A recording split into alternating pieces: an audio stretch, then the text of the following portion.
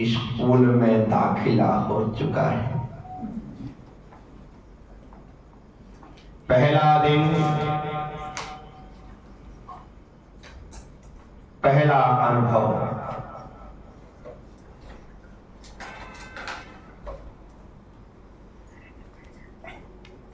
पहले दिन की पहली प्रार्थना सिर्फ राष्ट्रगान, राष्ट्रगान की एक आधी पंक्ति पहले दिन याद हो गई। भारत भाग्य विधाता। बस स्कूल से छुट्टी, दिन भर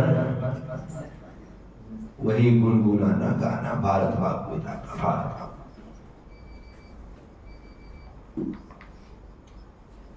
मां को भी लगा कि आज क्या बोल रहे हैं। उसके पहले राष्ट्रगान सुना भी होगा तो बचपना था, और आज प्रार्थना में सुना था तो कोई ना कोई पंक्ति का रह जाना, गुनगुनाना सामान्य बात है। मां ने कहा, बेटा क्या कर रहा है?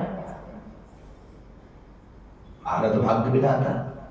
आगे का कुछ भी याद नहीं, पीछे का कुछ भी याद नहीं, सपाट नहीं, याद ही नहीं है सपाट। सपाट तो आपका सिर है।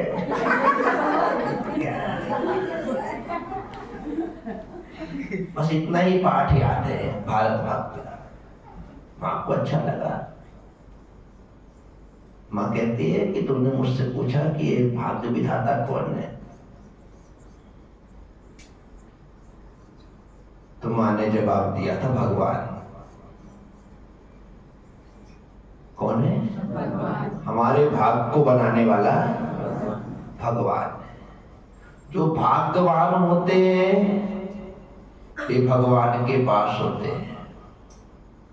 भगवान उनके पास होते हैं जो भाग्यवान होते हैं। जिस दिन हमारा पुण्य का उदय आता है उस दिन हमें भगवान की सन्निधि मिलती है, भगवान के दर्शन मिलते हैं, भगवान के वंदन करने का अवसर मिलता है, उनकी जड़ माथे पर लगाने का ये सौभाग्य मिलता है, उनका अभिषेक करने देखने का अवसर मिलता है, पूजन करने की भावना जागृत होती है, पूजा कर पाते हैं। कब? जिस दिन हमारा भाग्य प्रबल होता है, जिस दिन हमारा भाग्य सोया हो उस दिन व्यक्ति सोया रह जाता है, मंदिर नहीं पहुंच पाता। इसलिए भाग्य का जागृत होना बहुत जरूरी है। प्रभु से प्रार्थना करना कि प्रभु मैं भले सोता रहूं लेकिन मेरा भाग्य कभी सोना नहीं चाहिए, क्योंकि भाग्य जागेगा तो मैं भाग भाग करके तेरे चरणों में आऊंगा। मां से सहजता से मैंने पूछा होगा कि विधाता कौन है, भाग्य को बनाने वाला, तो मां ने कह दिया कि भगवान है।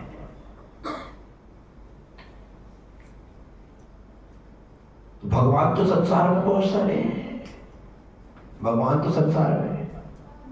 कौन से भगवान भाग्य को बनाते हैं? कौन से भगवान बनाते हैं? ये बाल सुलभ प्रश्न है, बाल सुलभ। कुछ बच्चे बहुत बातूनी होते हैं और कुछ ऐसे घूंगा बसंत होते हैं। किसी से बोलने को कहो तो एक शब्द ना बोले, और किसी से चुप रहने को कहो तो 1 मिनट ना रहे। ये दोनों किस्म की वैरायटी हमारे बच्चों में प्राप्त होती है। तो अपनी पहली किस्म थी, बातूनियों में थे, बात पर बात करना। जैसे हमारे प्रवीण और संस्कार है, क्या एक कुछ नहीं बोलता और एक इतना बोलता है कि चुप ही नहीं होता। क्या जो नहीं बोलना चाहिए वो भी बोल दे, ऐसा हो जाता है। जो ज्यादा बातूनी होते हैं ना, उनको बात करनी चाहिए लेकिन संभल करके करनी चाहिए। कब कहां किससे क्या बोलना है, इतना विवेक होना चाहिए। और ये विवेक नहीं हुआ तो वे लोग जीवन भर पिटते हैं। उनकी प्रारंभ में तो लोग चंचलता देख करके तारीफ कर देते, लेकिन उसके बाद लोग उनको मुंह नहीं लगाते कि भैया इनसे दूर ही रहना, क्या इसको बोलने की तमीज नहीं है, इसे बोलने का मैनर्स है। तो ऐसे लोगों के सामने नहीं बोलने वाला अच्छा है, कम से कम वो मैनर्स हीन तो नहीं समझा जाता, क्या। इसलिए बोलना एक बात है और क्या बोलना, इसका बोध होना अलग बात है। तो हमें यह बोध होना चाहिए कि क्या बोलना, कब बोलना, किससे कैसे बोलना। यदि ये ख्याल में नहीं रहा ना, तो हमारे पास पछतावे के अलावा और कुछ नहीं। तो मैंने पूछ लिया कि भगवान भाग्य विधाता है, तो भगवान तो बहुत सारे, कौन से भगवान भाग्य बनाते हैं। जवाब मिला, जो जिस भगवान को मानता है उसका भगवान उसके भक्त को बनाते हैं। बच्चों को समझाने के लिए बिल्कुल सही जवाब था, क्या, जो जिस भगवान को मानता है उसके भगवान उसका भक्त बनाते हैं। अन्यथा बच्चे विवादग्रस्त हो जाए कि यदि भगवान महावीर स्वामी भक्त बनाते हैं तो आदिनाथ क्या करते हैं, और आदिनाथ भक्त बनाते हैं तो शंकर जी क्या करते हैं, और शंकर जी भक्त बनाते हैं तो राम जी ने धनुष्बाण क्यों लिखा है। तो भाई जो जिस भगवान को मानता है वही भगवान उसके भाग्य बनाते हैं। इसके बाद कोई प्रश्न नहीं रहा। तो मैं आपसे कह रहा हूं, हम लोग भी कभी कोई भजन, कोई गीत, कोई गाना सुन लेते हैं तो एक आध पंक्ति दिन भर हमारे दिमाग में, हमारे मुंह से वही चलता रहता है। और विशेष करके आपने गौर किया हो, सुबह सुबह कोई लाइन यदि दिमाग में आ जाए तो उसको निकालना बड़ा मुश्किल होता है, बड़ा, फिर वही चलती रहती। तो बस मेरे दिमाग में भारत भाग्य विधाता ये चलता रहा। पहला पाठ मुझे लगता है मैं यही सीख करके स्कूल से आया। दिन पर दिन गुजरते गए, मैं स्कूल आता, स्कूल से वापस घर आता। घर आने के बाद माँ कहती बेटा फटाफट ड्रेस बदल दो, पैंट उतार दो, शर्ट उतार दो, गंदी हो जाएगी, फिर कल प्रिपेयर करके जाना है। तो एक ही ड्रेस रहती थी, आजकल जैसे थोड़ी दो चार ड्रेस भी हो जाए तो कोई कमी नहीं रहती है। तो एक ही हाफ पैंट हाफ शर्ट, उसी को संभालना है। और उस समय अच्छा समय था, कभी ड्रेस पहन के नहीं जाओ तो कोई पनिशमेंट नहीं लगता था, कोई डांट नहीं पड़ती थी, कोई पिटाई नहीं होती थी, चल जाता था काम। क्या वैसे भी गाँव में तो आजकल भी अभी भी इतना ज्यादा जोर जबरदस्ती नहीं होता है। ठीक, बच्चा कपड़े पहन के आया है ना, ये बड़ी बात है, ये बड़ी बात है, इसलिए अभी भी चल जाता है सरकारी स्कूलों में। तो क्या, एक दिन खेलते खेलते पेड़ लगा था स्कूल के सामने ही चंपा का, और चंपा के पेड़ में ऐसी कुछ खोप सी लकड़ियां जो टूट जाती है ना, तो सूख करके वैसी रह जाती है। खेल रहे थे हम सब बच्चे, छुट्टी में 2 बजे लंच होता था, उसकी छुट्टी होती थी, खेल रहे थे। खेलते खेलते ना जाने किस तरीके से हमें नहीं आया, पेड़ की चक्कर लगा रहा था, परिक्रमा लगा रहा था, क्या बच्चों से बच रहा था। क्या हुआ कि अचानक मेरा पैंट उस निकले हुए थोड़े से ठूस से मैं फंस गया और फट गया, और फटा भी ऐसे स्थान पर ही, क्या बताऊं।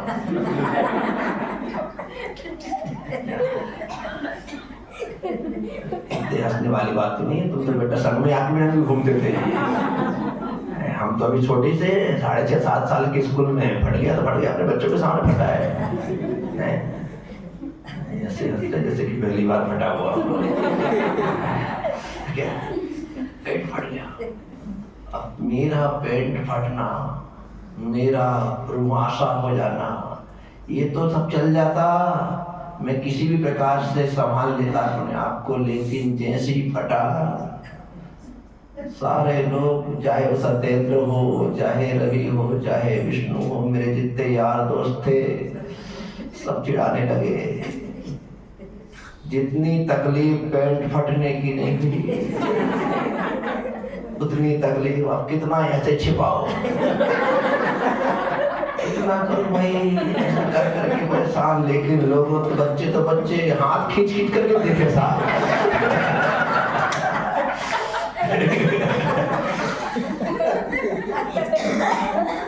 आपको मजाक लग रही है, मेरे ऊपर क्या बीत रही थी मैं जानता हूं।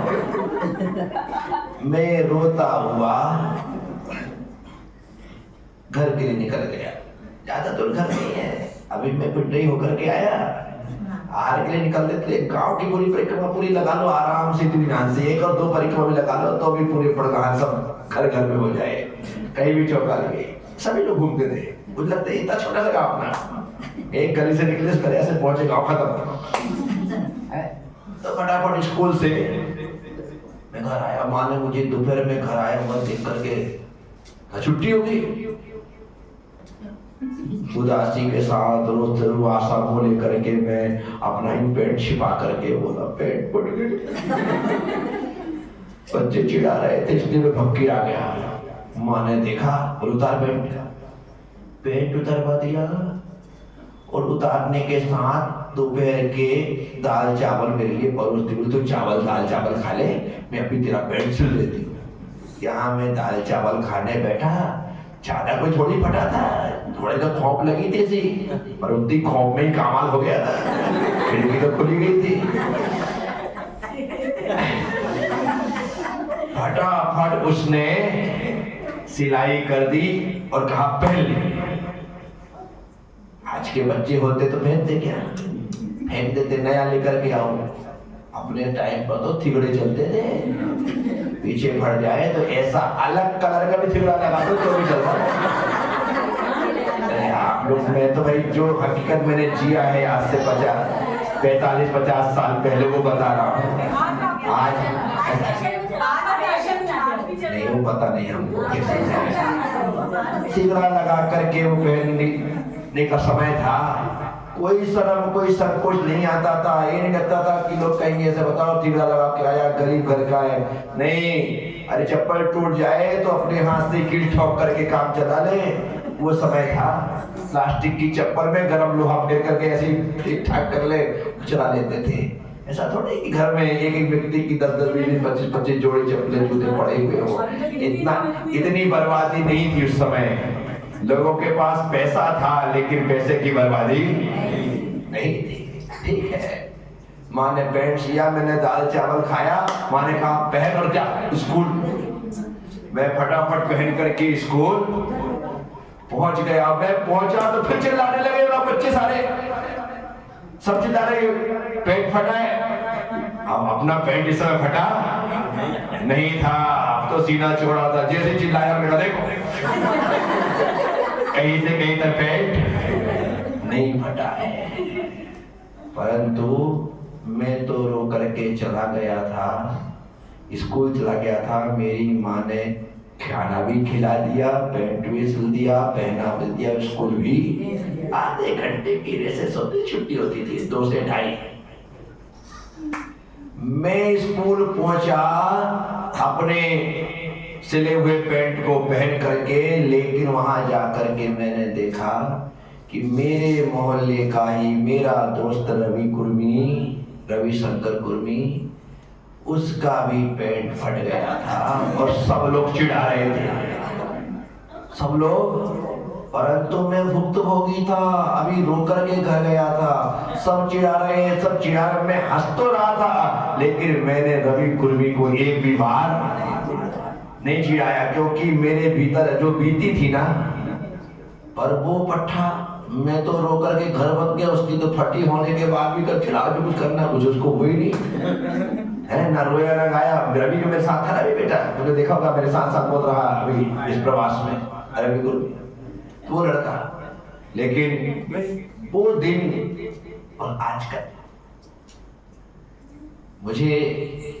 मैं हंसता हूँ, मस्ती करता हूँ, मजाक भी कर लेता हूँ, सब कुछ कर देता हूँ, लेकिन कोशिश ये रहती है कि किसी को इस प्रकार से नहीं छेड़ना है कि उसको मेरी बात यहाँ पर चुभ जाए।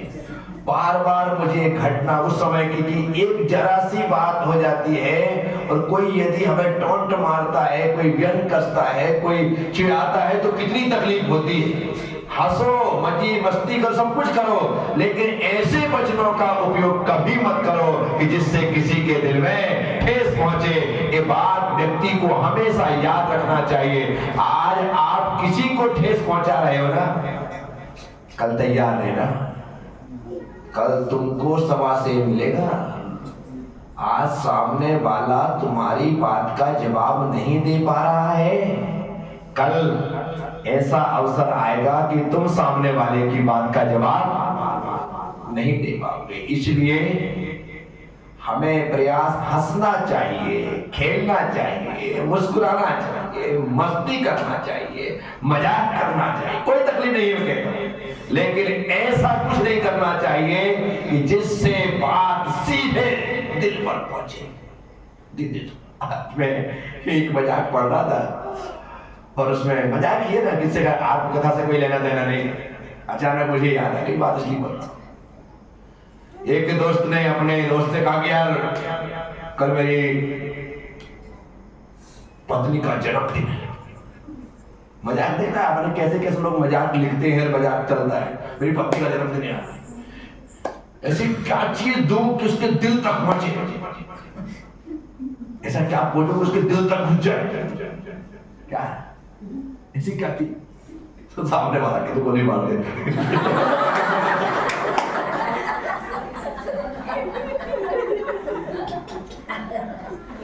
मजाक में वही पढ़ रहा था ऐसा, तो उसके अंदर बताओ कैसे कैसे लोग कैसी कैसी बातें करते हैं।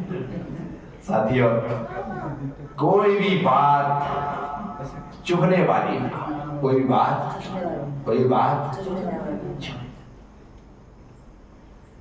दिन में हम कितने लोगों से मिलते हैं, कितने लोगों से बातचीत करते हैं, पर कई लोगों को हम ऐसा कुछ बोल देते हैं जो बात भीतर तक चुभ जाती है। किस पल हम किसे बुरे लगने लग जाएं, कोई भरोसा है क्या? अच्छे तो मुश्किल से लगते हैं, बुरे फटाफट लग जाते हैं। इसीलिए मैं सबसे कहता हूं, तुम किसी को अच्छे ना लगो चलेगा, लेकिन किसी को बुरे लगो ये नहीं चलेगा। इसलिए मैं किसी की दृष्टि में बुरा ना बनूं, मैं किसी को बुरा ना लगूं। मेरी बातें बुरी लगेंगी तो मैं बुरा लगूंगा ना, मेरा व्यवहार बुरा लगेगा तो मैं बुरा लगूंगा ना। तो इसलिए मुझे एक ही प्रयास करना है कि मैं किसी को बुरा, और यदि मुझे किसी को बुरा नहीं लगना है तो मुझे किसी को बुरी बात, बुरे काम, बुरा व्यवहार नहीं करना है। तो मैं जब रवि का वह पेट फटा, सब चिढ़ा रहे हैं, लेकिन मैंने चिढ़ाया नहीं, हंसा जरूर। क्या हंसा होता है, कोई किसी को चिढ़ाते हैं, हम भले नहीं चिढ़ाएं लेकिन हंसी तो आ जाती है, हंसी तो आ जाती है। लेकिन हंसने के बाद धीरे से आप सामने वाले कहते भाई अच्छी बात नहीं है, ऐसा नहीं करना चाहिए, तो सामने वाले को लगता है कि ये मेरे साथ है। क्या इतनी हमदर्दी तो हमें दिखानी चाहिए। तो मेरी आत्मकथाओं में एक कथा है, पूरा साल इत्मीनान के साथ निकला। पहली में है हम अभी, और पहली में ओरल परीक्षा होती है। क्या सर गिनती पूछ लेते हैं, अनार का आम का पूछ लेते हैं, थोड़ी बहुत चीज पूछने के पश्चात परीक्षा हो जाती है। ज्यादा कुछ नहीं पूछा जाता है, सब ओरल मौखिक में भी परीक्षा हो जाती है। परंतु परीक्षा होने के बाद भी रिजल्ट आता है। मौखिक होने के बाद भी तुरंत ही जवाब नहीं देते, तुरंत रिजल्ट नहीं सुनाते। परीक्षा हो गई, परीक्षा होने के पश्चात रिजल्ट का इंतजार, छुट्टियां। 30 अप्रैल रिजल्ट का दिन निश्चित होता था सरकारी स्कूलों में। आजकल मुझे पता नहीं, 30 अप्रैल फिक्स था, सब रिजल्ट लेने पहुंचते। 30 अप्रैल का वो दिन आ गया और रिजल्ट है आज। बड़ी उत्सुकता रहती है। परीक्षा देने से डर लगता है, रिजल्ट सुनने से भी डर लगता है, लेकिन जिसे कॉन्फिडेंस हो, जिसे पता हो कि मैंने तो सब कुछ अच्छा किया है, उसे किसी प्रकार का डर नहीं होता है। 30 तारीख को रिजल्ट आ गया और गुड्डू भैया पास हो गए। क्या हो गए? पास हो गए। पहले तो पास होना ही बहुत था, ये आजकल हो गया सारा परसेंटेज और उसमें भी ऐसा वैसा। पहले तो 60% हो जाए तो पूरा गांव मिठा खा ले है। तो पास हो गए, सभी बच्चे पास हो गए। पास होकर के आगे बढ़े और दूसरी क्लास में आ गए। कौन सी क्लास में? दूसरी क्लास में एक ऐसी घटना घटी है जो कि आज भी कभी कभी वो घटना मुझे सालती है। यार, ये मेरे द्वारा एक गलत काम हो गया, और क्या गलत हुआ वो तो कल ही पता लगेगा। बोलिए महावीर भगवान की।